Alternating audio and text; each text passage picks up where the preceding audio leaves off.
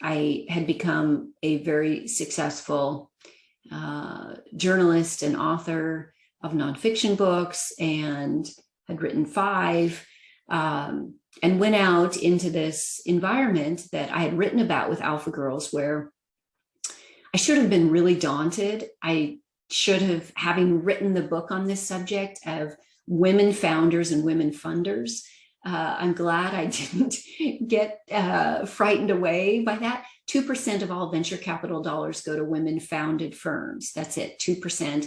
Some 94% of all venture capitalists are men. And so as a woman who was starting a company, I knew that. I wrote about that. I wrote the stories of the women founders and the women funders, and also the great male allies who are out there who, we need more of them. But it was a big risk to take, and to go from this career I'd had and into this whole new world of raising money, becoming a leader as well as a woman. I'd been I worked for others, and as a writer, it's a very solitary. When I left the newspaper and when I was an author, it's a pretty solitary thing. You ultimately report to your editor at the publishing house and the publisher, but it was the first time I had built a team and led a team. It was the first time I had tried to raise money from investors. What does a term sheet look like? How do you do a cap table? How do you handle the finances? How do you do payroll? How do you do HR?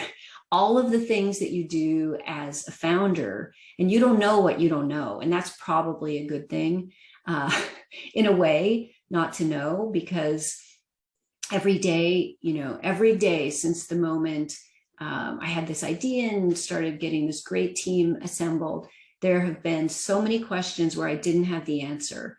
But that's okay. I've learned it's okay to say, I have no idea how to do that yet, but I am going to go and I'm going to figure it out. So that was a big risk. And now as well, it's,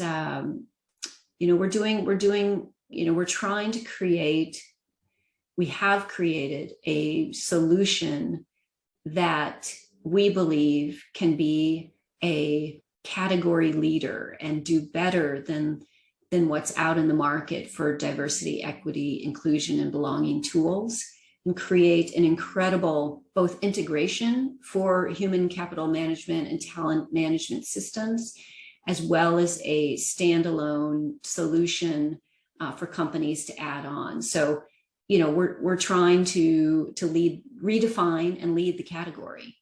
Even rethink the name so that it's, we get away from something that can often feel prescriptive.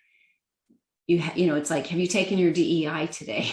No, we want to call it equal tech, technology enabling equal opportunity. And even, again, going back to my interest in words and thinking about how important it is, how important the words are that we use to describe what it is that we're doing. But that was the risk. That was, and it's a risk. You're always raising money. Selling is not easy. The economy is very tumultuous right now globally.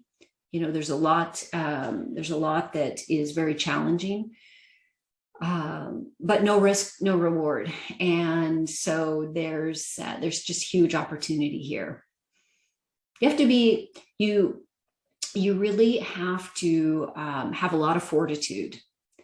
It's a lot of stamina, to start a company and keep a company going. And then it's not an I, it's a we. And how do you keep that collective we inspired and motivated?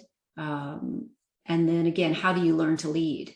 And how do you learn to lead as a woman? Because it's different. Most of what we see in the world in terms of leaders, male. So you're looking at, well, how does he lead? And how does he lead? And should I lead like that? And should I be really, he leads and he's not very nice. Well, should leadership include kindness? Well, yes, absolutely it should.